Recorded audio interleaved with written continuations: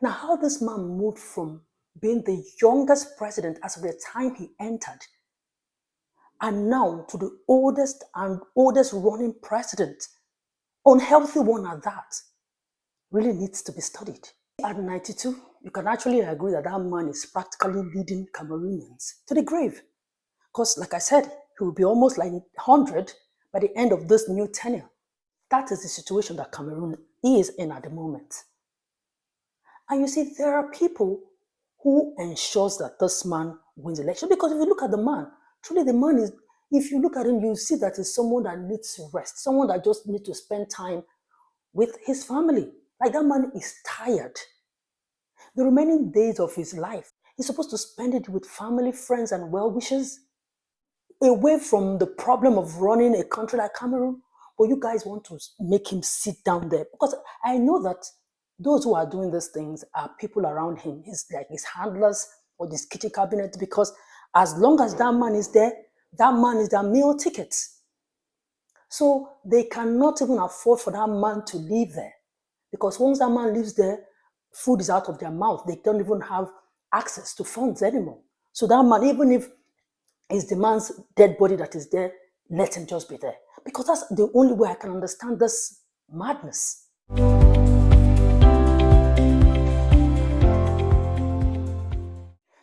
You see, if you know any Cameroonian at the moment in your circle, friend, acquaintance, whatever, just give that person a hug. Like a very tight, comforting hug, because those people are going through a lot. Like they are seeing Shege Pro Max, and they are not, the Shege is not about to end anytime soon.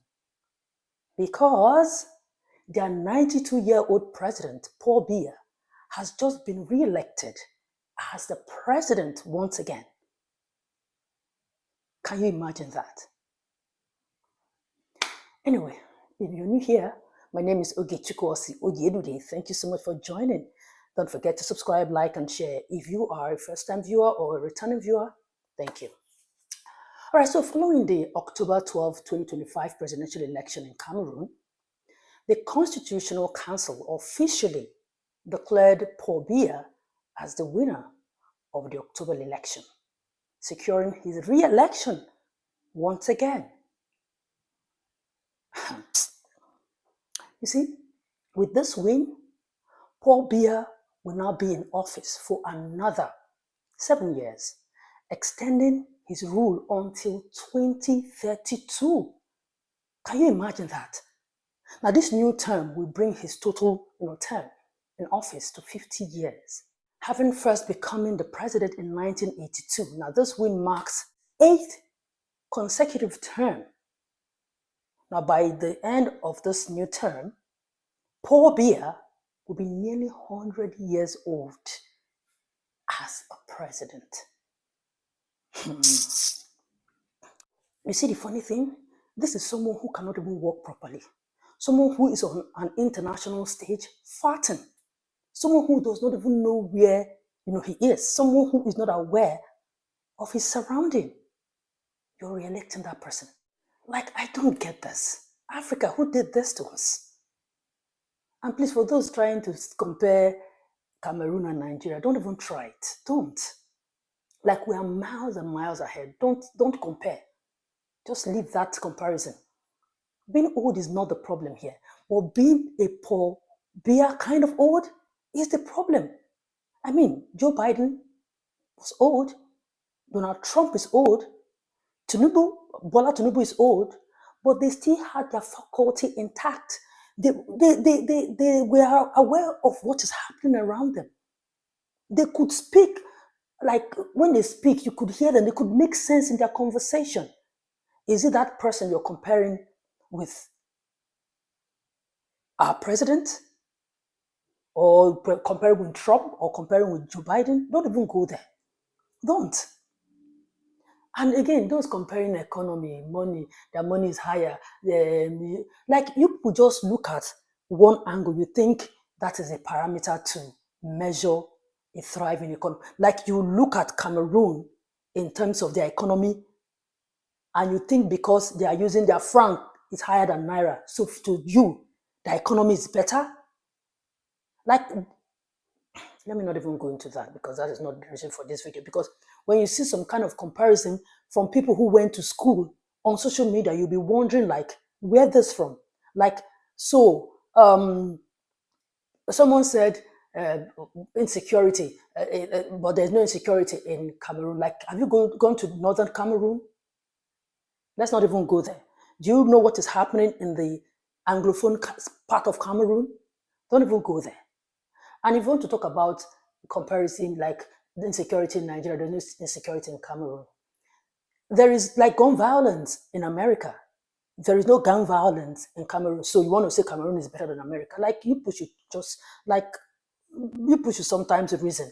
It's not every time because you want to so try to bash your country and then you just speak out of point. Because that is not the conversation here. Go on social media and see a lot of people, acting a fool all because of this. Anyway, that is the situation that Cameroon is in at the moment. And you see, there are people who ensures that this man wins the election. Because if you look at the man, truly the man is, if you look at him, you see that he's someone that needs rest, someone that just needs to spend time with his family. Like that man is tired. The remaining days of his life, he's already 92. He's supposed to spend it with family, friends, and well-wishers from the, like, away from the problem of running a country like Cameroon. But you guys want to make him sit down there because I know that those who are doing these things are people around him. He's like his handlers or his kitchen cabinet, because as long as that man is there, that man is their meal ticket. So they cannot even afford for that man to live there, because once that man lives there, food is out of their mouth. They don't even have access to funds anymore. So that man, even if it's the man's dead body that is there, let him just be there. Because that's the only way I can understand this madness. You see, at 92, you can actually agree that that man is practically leading Cameroonians to the grave. Because, like I said, he will be almost like 100 by the end of this new tenure. People walking around him are just the problem here. And that's the truth. I'm not sure this man can even make any policy anymore. This man does not even know anything. I'm not sure he's even aware of where he is sitting, where he is at the moment. And you're making that man a president again? Someone who's supposed to be resting for the remaining days of his life? You're making him a president again. This man is like the oldest president in the world. Now, how this man moved from being the youngest president as of the time he entered, and now to the oldest running president, unhealthy one at that, really needs to be studied. Honestly, because it's a record-breaking kind of weird achievement. Honestly. And the people are not even having it. They're on the street protesting.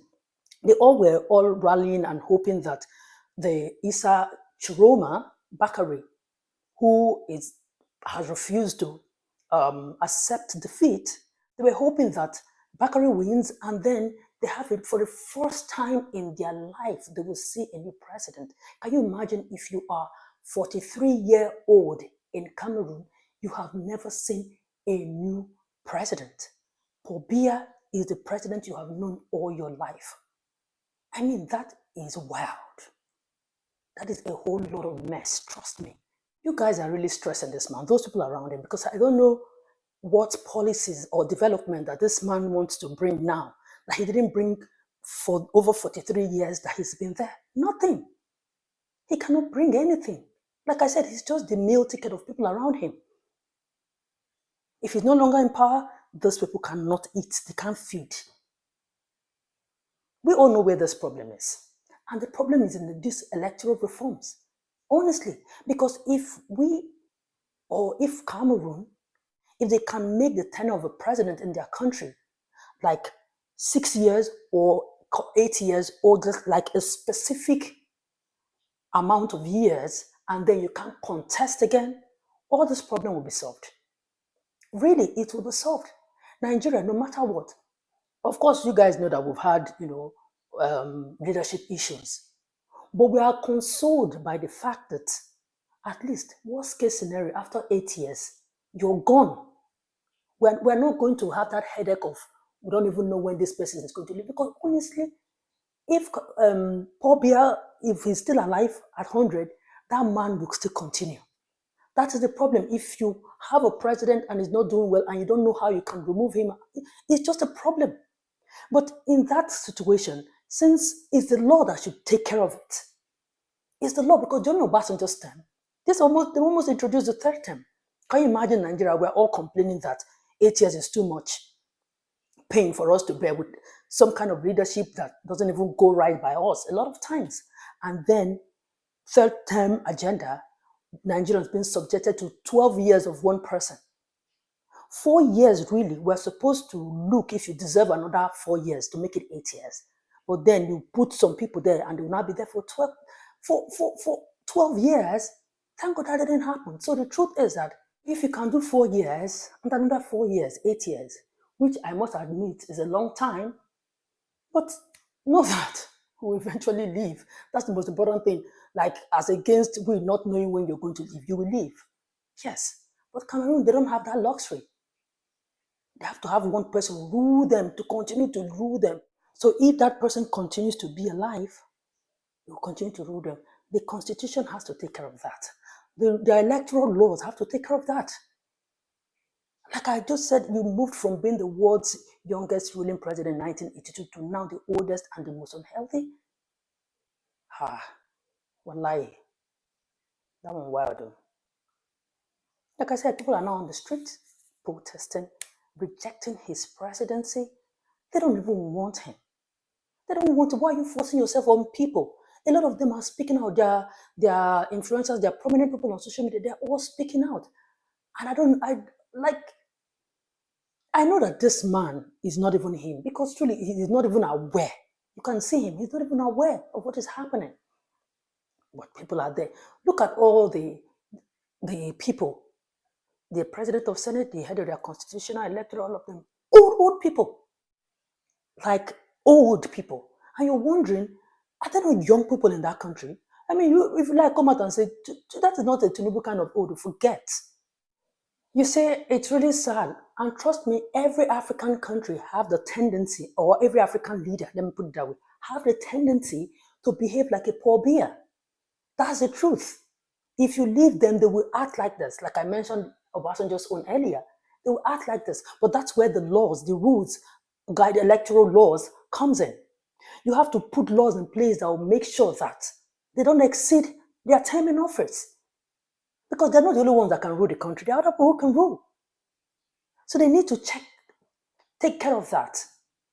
And now this man, I want to believe that maybe after, if he's alive to complete his tenure, they're already preparing his son. Now, another 7 years is enough for them to say, okay, the son is enough, is old enough or experienced enough to take over. And then the people who handled his father will put his son so that they can continue to eat. Like a case in point, what happened in Togo, the Ignatian Beyedema's family. So you see, it's just so sad that for the first time the Cameroonians came out in their numbers, both the Anglophone and Francophone spoke in one voice. They don't want this man. They even got to a point that some kind of violence erupted. They don't want this man. But you're forcing yourself on the people. But first of all, let them go and take care of their electoral laws. Because even if someone enters again, the same cycle will continue. It's the laws that you need to change.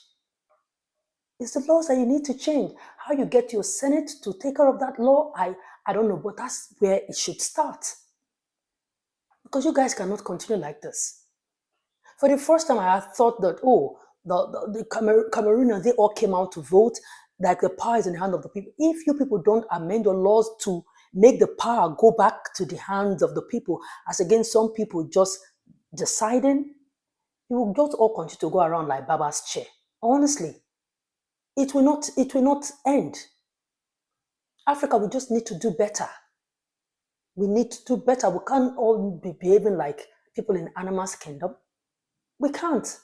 We all just need to do better. For a minute, I thought this was the year, this was the time that Cameroonians were going to be liberated. But hey, that way we hold them strong. That cabal, they are strong. Look at all the people in there. Old people. Old people. Joe Biden's health was the reason why he didn't go for a second term. You'll get me. That's when you know that let me live when the inflation is the loudest. You want to buy in office. What? So that some people will be eaten. For those people, they don't mind, even if it's a skeleton that is there, as long as the person is there, let them just continue. Africa will need to do better. And as it stands now, it's like no world leader has even congratulated this man. If you look at the list of leaders who oldest serving, world leaders, Paul Biya is number one. But Paul Biya is the oldest, longest serving. Everything is on that list, number one. I saw that list online. That's it. Like all their social media, there are some of the prominent people on social media. For the first time, I even got to hear them speak. Like they really thought this was the year. It's really so unfortunate. It's really unfortunate. Anyway, that's it. I just wish them all the best. Anyway, that's it. Thank you so much for watching. What do you think? Let's continue the conversation in the comment section, okay? All right, I'll see you again in my next video. Bye for now.